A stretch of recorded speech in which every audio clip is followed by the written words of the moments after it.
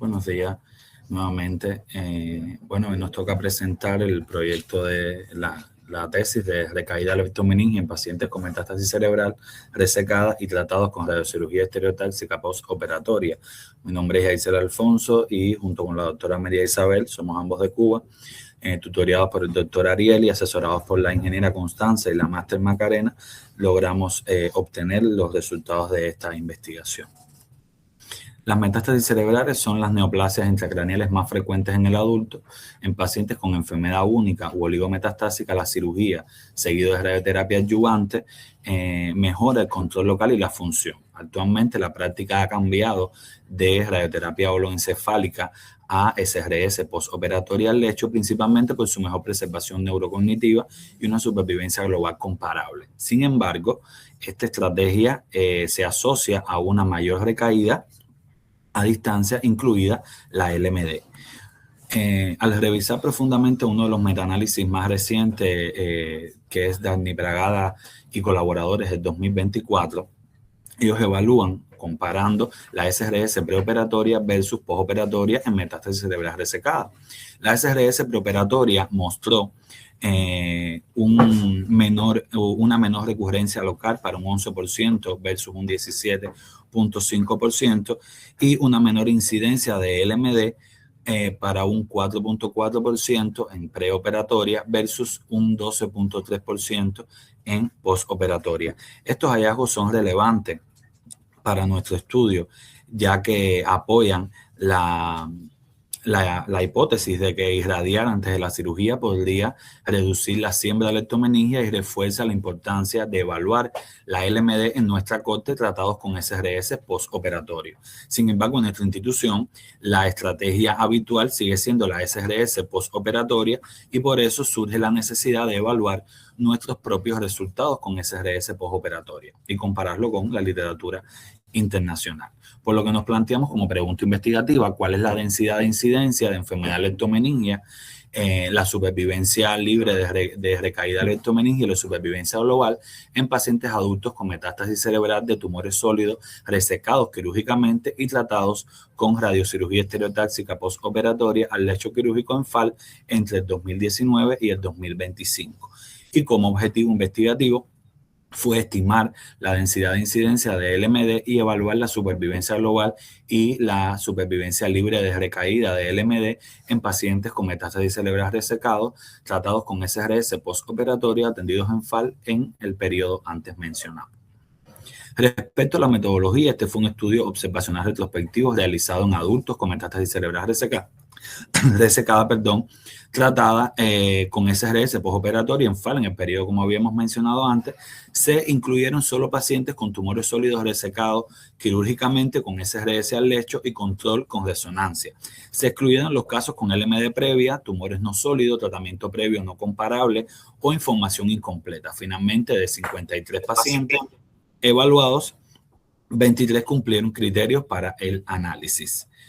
La corte que incluyó a estos 23 pacientes con una mediana de edad de 63 años y predominio del sexo femenino en general, se trató de pacientes con buen estado funcional, ya que la mayoría presentó un Karnofsky alto y un ECOG entre 0 y 1.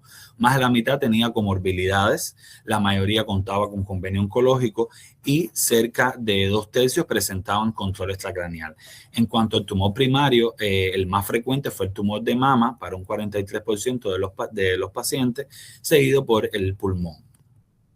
La corte presentó un predominio de metástasis supratentoriales con contacto ventricular o subaracnoideo en una proporción importante. La mayoría de los pacientes tenía una sola metástasis al diagnóstico y tumores de tamaño intermedio entre 2 y 5 centímetros.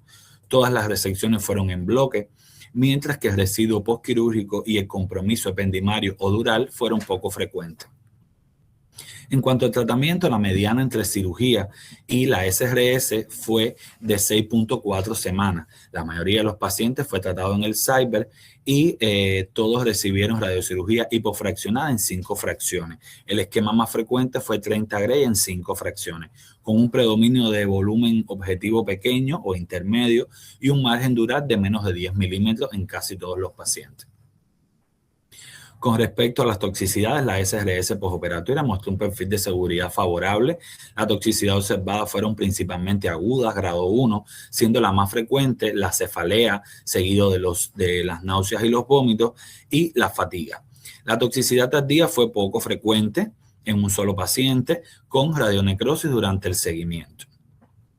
Durante este seguimiento, además, cerca de un tercio de los pacientes desarrollaron LMD. Un 30% de los pacientes desarrollaron LMD y el patrón difuso fue claramente el más frecuente para un 86%. Todos los pacientes con LMD necesitaron tratamiento de rescate y principalmente fue la radioterapia encefálica para un 86% la más utilizada.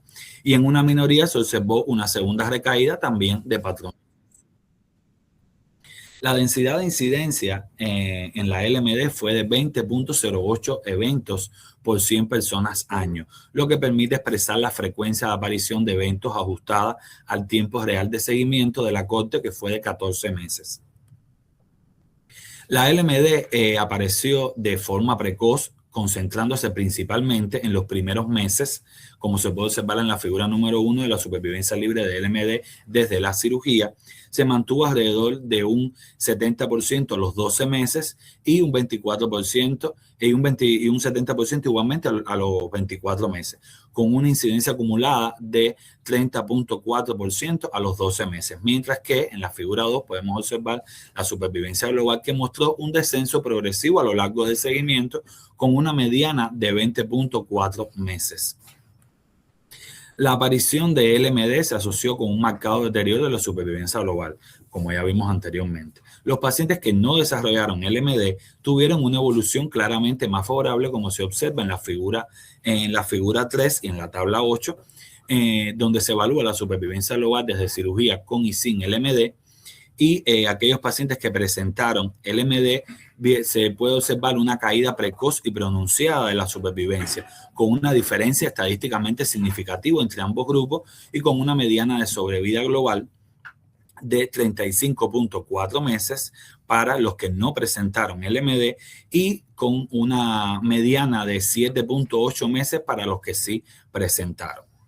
Al ver estos resultados, quisimos hacer una asociación de factores tanto clínicos como anatómicos y compararlos entre los que habían presentado y los que no habían presentado LMD, donde se observó una mayor frecuencia de LMD en pacientes con contacto ventricular o subaracnoideo, los pacientes que tenían localización en fosa posterior con un número mayor de metástasis a partir de 2 metástasis, que te presentaban residuo quirúrgico y tumor primario de mama, donde el intervalo entre cirugía y SRS fue similar entre quienes desarrollaron y no desarrollaron LMD. Entre los que desarrollaron LMD fue de 6.7 semanas y los que no desarrollaron LMD fue de 6.4 semanas. Aunque ninguna de estas variables alcanzó significancia estadística, como podemos ver, sugiere posibles factores anatómicos y clínicos de mayor riesgo. Al compararlo con la literatura, muestra incidencia de LMD de un 30.4% a los 12 meses en nuestra corte, fue muy similar a la de Prabut del 2021, de hasta un 30%, y más alta que la reportada por Akanda y Kretschmar. Además, los factores que en nuestra corte mostraron tendencias a mayor LMD, como ya habíamos visto, coinciden con estudios previos, como el caso de Ann, con la proximidad del líquido cefalorraquídeo, aumenta el riesgo del LMD, con Patel como un factor independiente de mayor riesgo, el estar localizado en fosa posterior, Tewaris, que muestra que múltiples metástasis aumentan el riesgo de LMD, y Cadney plantea que 20.3% de sus pacientes tenían tumor primario de mama versus el 9.3% no eran tumores primarios de mama. En ese sentido, aunque en nuestra serie no hubo significancia estadística, la dirección de los hallazgos fue consistente con los comparados en la literatura. Además, vemos también que la tendencia de mayor LMD con residuo postquirúrgico coincide con Ahmed y Ramos, donde la resección incompleta podría asociarse a un mayor riesgo La falta de asociación con el intervalo de cirugía SRS es similar a lo reportado por Raj Kumar y nuestros datos deben interpretarse considerando que varios estudios como Danny Pragada, como habíamos visto anteriormente, Patel, Mourif, sugieren menos LMD con SRS preoperatoria. Además, nuestra supervivencia global fue superior a la de Brough y Mahan, mientras que el peor pronóstico de los pacientes con LMD fue claramente asociado con Prabhu, Minit y Patel, con un impacto pronóstico adverso en los que presentaron LMD. Por lo que podemos concluir que en pacientes con metástasis cerebrales resecados tratados con SRS postoperatoria, la LMD fue una recaída precoz estadísticamente significativa, asociada a una peor supervivencia global. Se observó mayor frecuencia de LMD en presencia de contacto ventricular subaracnoideo, fosa posterior, múltiples metástasis, residuos postquirúrgicos y tumor primario de mama, aunque sin significancia estadística. El intervalo cirugía SRS no se asoció al desarrollo de LMD y estos hallazgos apoyan el respaldo de considerar la SRS preoperatoria en pacientes seleccionados. Por lo que podemos recomendar que ampliar la corte sería un estudio ideal, desarrollar estudios multicéntricos además y estandarizando los criterios diagnósticos y de seguimiento de LMD. Futuros estudios deberían validar factores de riesgo anatómico y clínico y evaluar la SRS preoperatoria como potencial cambio de paradigma dada su asociación en menor incidencia de LMD en pacientes seleccionados. Entonces, a manera de resumen, podemos decir por qué radiocirugía preoperatoria, qué beneficios tiene. Solo se irradia la metástasis y esto provoca un contouring más fácil y en menor tiempo para agilizar el tratamiento del paciente. Menos dosis de radiación a cerebro sano, lo que implica un menor riesgo de radionecrosis. Daño y muerte celular de células tumorales, lo que provoca menos riesgo de recaída leptomeningia, menor tiempo desde la cirugía al inicio de la terapia sistémica y un posible eventual potenciador de la respuesta inmune. Así que de esta manera concluimos la charla de este tema. Muchas gracias.